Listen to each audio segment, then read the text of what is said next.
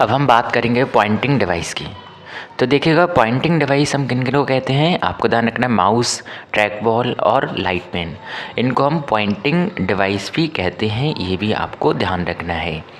बात करते हैं हम आपके कीबोर्ड की, तो कीबोर्ड के बारे में थोड़ी सी जानकारी आपको होनी ही चाहिए।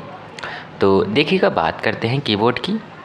तो कीबोर्ड आपको ध्यान रखना है टेक्स्ट और न्यूमेरिकल डेटा, ठीक है, निवेश करने के लिए हम कीबोर्ड का इस्तेमाल करते हैं।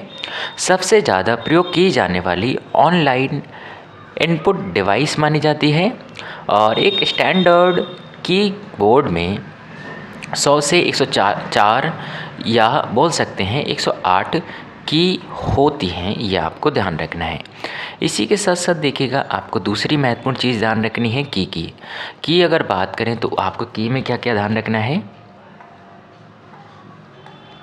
की में कुछ चीज़ें आपको ध्यान रखनी है, जैसे कि अल्फ़ाबेट की, न्यूमेरिक की, फंक्शन की, कर्सर कंट्रोल की और स्पेशल आपको ध्यान रखना है, ठीक है, पर्पज़ की। तो की भी कीबोर्ड के अंदर अलग अलग टाइप की होती हैं, तो उनके कार्य के आधार पर उनको अलग अलग नामों से जानते हैं। अल्फ़ाबेट की, न्यूमेरिक की, फंक्शन की, कर्सर कंट्रोल की और स्पेशल पर्पज़ की। तो अल्फ़ाबेट की अगर बात करें तो A to Z तक जो की हैं उनको अल्फ़ाबेटिकल की कहते हैं।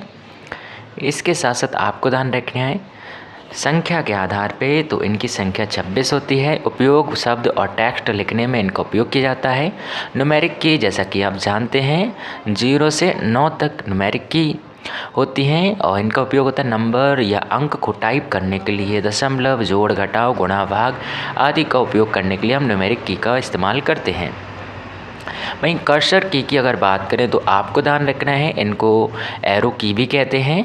इनकी संख्या 4 होती है, लेफ़्ट, राइट, अप, डाउन। उपयोग इनका ये होता है कि कर्सर को स्क्रीन के कहीं भी ले जाने में हम इनकी सहायता लेते हैं। बात करते हैं अन्य कर्सर कंट्रोल की, तो इसमें हमें ध्यान रखना है एक होती है home and page up, page down. तो होम की अगर बात करें तो कर्सर को लाइन के आरंभ में ले जाने के लिए हम होम की का इस्तेमाल करते हैं। वहीं आपको दूसरी महत्वपूर्ण की ध्यान रखनी है एंड। तो एंड का उपयोग हम कर्सर को लाइन के अंत में ले जाने के लिए हम एंड की का इस्तेमाल करते हैं। वहीं पेज की अगर बात करें तो आपको पेज अप जो ध्यान रखना है, कर्सर को एक पेज पीछे ले जाने के लिए हम पेज अप का इस्तेमाल करते हैं। वहीं पेज डाउन की अगर बात करें तो पेज डाउन में आपको ध्यान रखना है कि पेज डाउन में अगर हम कर्सर को अगले पेज पर ले जाना है हमें, तो हम किसका इस्तेमाल करेंगे, पेज डाउन का इस्तेमाल करेंगे, ये भी आपको पता होना चाहिए। स्पेशल पर्पज़ की अगर बात करें तो इसमें देखिएगा आपको क्या क्या ध्यान रखना है। स्पेशल पर्पज़ की में कैप्स लॉक की स्पेशल पर्पज़ की में आती है, इसे टॉगल की भी कहते हैं, ठीक है। टॉगल की क्यों कहते हैं, सक्रिय रूप में ये आपको ध्यान रखना अपर केस लिखने में काम करता है। बड़े अक्षरों का इस्तेमाल करना हो तो हम कैप्स लॉक का इस्तेमाल कर लेते हैं। इसके निष्क्रिय यानी विदाउट इसको यूज किए हम स्मॉल केस में लिखते हैं, यानी छोटे अक्षरों में लिख सकते हैं। एक बार दबाने पर सक्रिय, दूसरे बार दबाने पर ये निष्क्रिय हो जाता है, ठीक है। इसे टॉगल की भी कहते हैं। इसके साथ साथ आपको ध्यान रखना टॉगल की और कौन कौन से थे, कैप्स लॉक, नम लॉक और स्क्रॉल लॉक, ये सब क्या होती हैं, टॉगल की होती है।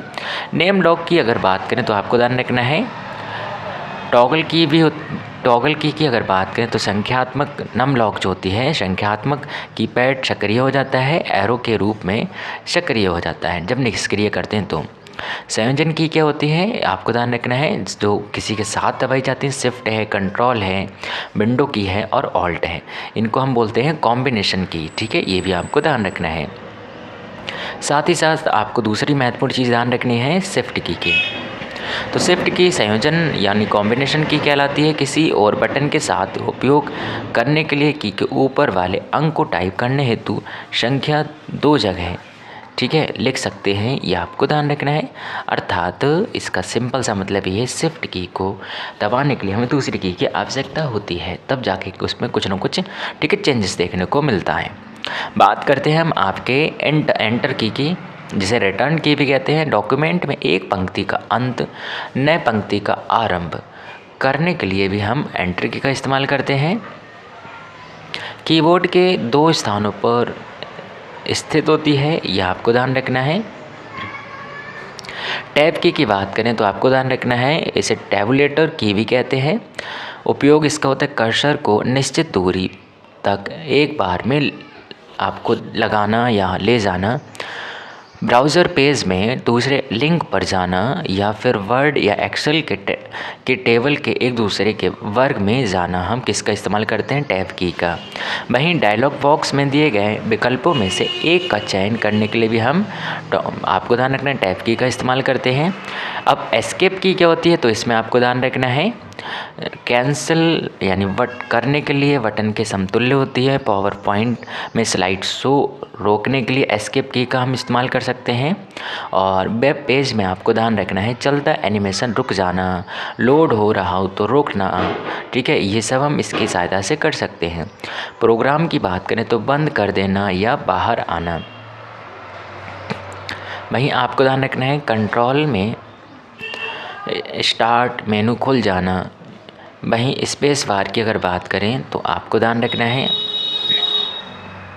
शब्दों के मध्य जगह डालने हेतु स्पेस बार का इस्तेमाल करते हैं। कीबोर्ड की सबसे लंबी की मानी जाती है।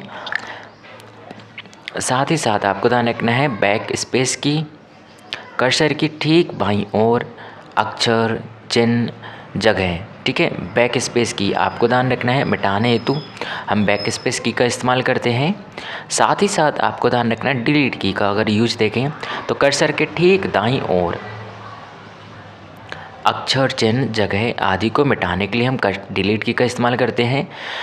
चयन में आपको ध्यान रखना शब्द, लाइन, पेज, फाइल, ड्राइंग आदि को हम डिलीट कर सकते हैं, ठीक है। साथ ही साथ आपको क्या ध्यान रखना है कंट्रोल की के बारे में, तो कंट्रोल की में आपको ध्यान रखना है संयोजन बटन यानी कॉम्बिनेशन की किसी और बटन के साथ मिलकर विशेष कार्य करना, ठीक है। किसी और बटन के साथ मिलकर विशेष कार्य करती है कंट्रोल की। इसके कार्य सॉफ्टवेयर के अनुसार बदलते हैं। और वहीं आपको ध्यान रखना है संख्या 2 अगर बात करें तो आपको ध्यान रखना है एग्जाम्पल के लिए Ctrl+C से हम कॉपी कर सकते हैं, Ctrl+V से पेस्ट कर सकते हैं, Ctrl+X से हम कट कर सकते हैं। कीबोर्ड में ये 2 जगह हो सकती है, ये आपको ध्यान रखना है। वहीं प्रिंट स्क्रीन की अगर बात करें तो शिफ्ट की प्लस प्रिंट स्क्रीन की अगर एक साथ हम टैब करते हैं यानी दबाते हैं तो स्क्रीन में उपस्थित फाइल या फ़ोटो को प्रिंट करने की कमांड मिल जाती है। अन्य तरीका ये होता है Ctrl+P की सहायता से भी हम प्रिंट कर सकते हैं। साथ ही साथ आपको ध्यान रखना है स्क्रॉल की बात करें तो स्क्रॉल की में आपको ध्यान रखना है टेक्स्ट या रन कर रहे प्रोग्राम को अस्थायी रूप से रोकना या वापस शुरू करना हम स्क्रॉल की सहायता से कर सकते हैं। पॉज की अगर बात करें तो आपको ध्यान रखना है कीबोर्ड के ऊपर दाहिनी तरफ होती है। उपयोग कंप्यूटर में चल रहे अस्थायी कार्य को रोकते हैं। कंप्यूटर में चल रहे वीडियो की को एक जगह रोकना हम पॉज की का इस्तेमाल करते हैं। मॉडिफायर की क्या होती हैं, फिर संयोजन की होती हैं। ये मतलब इनको किसी दूसरी की के साथ इस्तेमाल किया जाता है, दूसरी की के कार्य को रूपांतरित कर देती हैं। एग्जाम्पल के लिए Alt+F4 अगर हम इस्तेमाल करते हैं तो ये मॉडिफायर की तरह काम करेगी। सक्रिय प्रोग्राम विंडो को बंद करने का काम करती हैं। वहीं आपको ध्यान रखना है मॉडिफायर की में हम शिफ्ट की, कंट्रोल की और ऑल्ट की को मानते हैं। मतलब इनका अपना वर्क कुछ नहीं होता, दूसरी की के साथ ये अलग अलग व्यवहार करने लगती हैं यानी दूसरे का फंक्शन कर सकती हैं। माउस की बात करें तो इनपुट डिवाइस होती है, अन्य नाम पॉइंटिंग डिवाइस भी कहते हैं इसे। खोज वर्ष 1964 में आपको ध्यान रखना डगलस सी, ठीक है, एल्जैल वर्ड्स के द्वारा इसकी खोज की गई थी। डगलस सी के द्वारा खोज की गई थी, आपको ध्यान रखना वर्ष 1964 में माउस की। बटन की बात करें तो इसमें लेफ़्ट बटन, राइट बटन और स्क्रॉल व्हील होता है। माउस पैड में बात करें तो माउस के नीचे रखी स्लेट के आकार की वस्तु होती है। कार्य इसका क्या होता है फिर माउस का, ये आपको ध्यान रखना है। आपको ध्यान रखना है लेफ़्ट क्लिक पर यह स्क्रीन पर किसी एक ऑब्जेक्ट को हम चयन कर सकते हैं इसकी सहायता से। डबल क्लिक पर आपको ध्यान रखना है लेफ़्ट बटन की अगर डबल क्लिक करेंगे तो जल्दी जल्दी 2 बार क्लिक करने पर फाइल या डॉक्यूमेंट को हम ओपन कर सकते हैं। राइट क्लिक पर आपको ध्यान रखना एक बार दबाकर छोड़ने पर स्क्रीन पर आदेशों की सूची देना और ड्रैग या ड्रॉप करने पर किसी चीज़ को एक स्क्रीन के एक जगह से दूसरी जगह पर ले जाने में भी हम सहायता कर सकते हैं। वहीं आपको ध्यान रखना है, पॉइंटर को ले जाकर लेफ़्ट बटन को दबाएं हुए दूसरी जगह ले जाने हेतु हम किसी आइटम को, ठीक है, इसकी सहायता ले सकते हैं। फंक्शन की आपको ध्यान रखना है कीबोर्ड के सबसे ऊपर होती हैं, संख्या 12 होती है, F1 से F2 तक। अब देखिएगा ये बहुत महत्वपूर्ण है, तो इन्हें आपको बहुत हिसाब से आपको ध्यान रखना है। तो बात करते हैं हम आपके F1 की। तो F1 की में आपको ध्यान रखना है, अगर F1 की हम कंप्यूटर में दबा देते हैं तो आपको ध्यान रखना है हेल्प का ड्रॉप बॉक्स खुल जाता है या हेल्प का ऑप्शन आ जाता है। वहीं चेंज फॉर फाइल या फोल्डर नेम तो हम F2 का इस्तेमाल करते हैं, यानी रीनेम करने के लिए हम F2 का इस्तेमाल कर सकते हैं। वहीं आपको ध्यान रखना है F3 की। तो F3 में आपको ध्यान रखना find the folder image file, ठीक है, इनका इस्तेमाल करते हैं। F4 की आपको बात करें तो इंटरनेट एक्सप्लोरर में एड्रेस बार खोलना, Alt+F4 की सहायता से चालू प्रोग्राम बंद करना। वहीं F5 में आपको ध्यान रखना है रिफ्रेश करना, नए वेब पेज द्वारा लोड होना करना, ये इसकी सहायता ले सकते हैं। F6 की अगर बात करें तो MS वर्ड में 2 बार दबाने पर मेन्यू बार सक्रिय हो जाता है। F6 से आपको ध्यान है MS वर्ड में अगर 2 बार दबाते हैं तो 2 बार दबाने पर मेन्यू बार सक्रिय हो जाता है। F7 से MS वर्ड में अगर हम M7 का यूज करते हैं तो वर्तनी और व्याकरण संबंधी गलती को सुधार सकते हैं। F8 की सहायता से कंप्यूटर में विंडो लोड करते समय बूट प्रक्रिया संचालित की जाती है F8 के द्वारा विंडो 7 विंडो 8 में। वहीं आपको ध्यान रखना है MS वर्ड में F9 का उपयोग हम सेलेक्शन को हटाना, सेंड या रिसीव कर सकते हैं। F9 के द्वारा बूट प्रक्रिया चालू कर सकते हैं।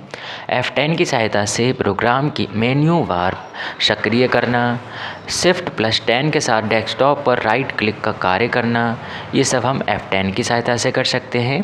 वहीं F11 की सहायता से इंटरनेट एक्सप्लोरर को फुल स्क्रीन पर देखने के लिए हम इसका इस्तेमाल करते हैं।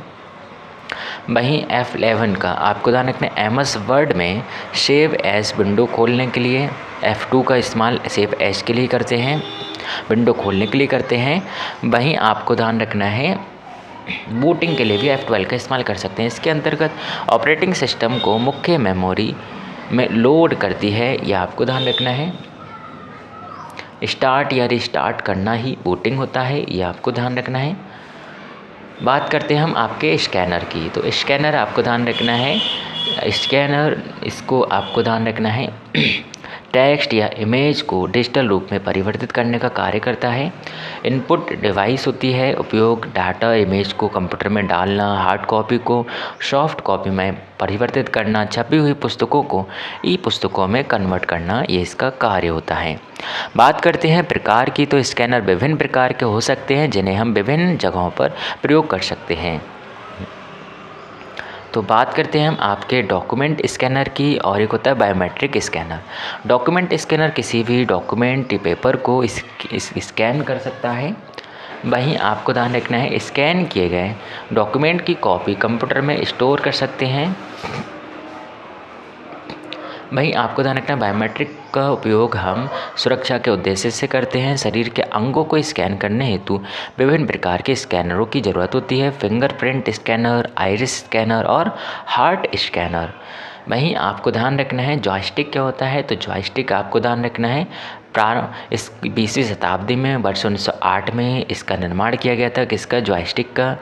वहीं आपको ध्यान रखना है किसके द्वारा, फ्रांसिस पायलट रॉबर्ट वहीं एस्नॉल्ट पेल्टेरी के द्वारा इसका इस्तेमाल उपयोग किया गया था, निर्माण किया गया था। जॉयस्टिक शब्द की प्रविष्टि आपको ध्यान रखना है 1909 में रॉबर्ट लॉरेन के द्वारा अपने डायरी में इसका इस्तेमाल किया गया था। वहीं ध्यान रखना है यह है क्या, तो आपको ध्यान रखना है ये एक इनपुट डिवाइस है जो किसी धुरी पर घूमने वाली एक छड़ी से बना होता है और जो अपने कोण या दिशा की सूचना उस उपकरण को देती है जो उसके नियंत्रण में होता है। वहीं बात करें उपयोग की, तो आपको ध्यान रखना है वीडियो गेम, क्रेनो, ट्रकों, क्रेनों और पानी के भीतर मानव रहित वाहनों हेतु पहिएदार कुर्सियों में, निगरानी कैमरों आदि में हम इसका इस्तेमाल करते हैं। वहीं बात करें आपके ट्रैक वॉल की, तो आपको ध्यान रखना है ट्रैक वॉल में खोज इसकी आपको ध्यान रखना है राल्फ बेंजामिन ने की थी। ट्रैक वॉल की खोज 1946-47 में द्वितीय विश्व युद्ध में इसकी खोज की गई थी। क्या है ये? तो ये एक प्लास्टिक के बक्से में एक वॉल की तरह दिखाई देने वाला यंत्र होता है। वहीं ध्यान रखना है ये कंप्यूटर हार्डवेयर का इनपुट डिवाइस है जो कंप्यूटर स्क्रीन पर एक तरह से कर्सर का कार्य करता है। वहीं ठीक है, इतनी आपको बात करते हैं हम नेक्स्ट टॉपिक जो है, यानी इसी का आगे का पार्ट है वो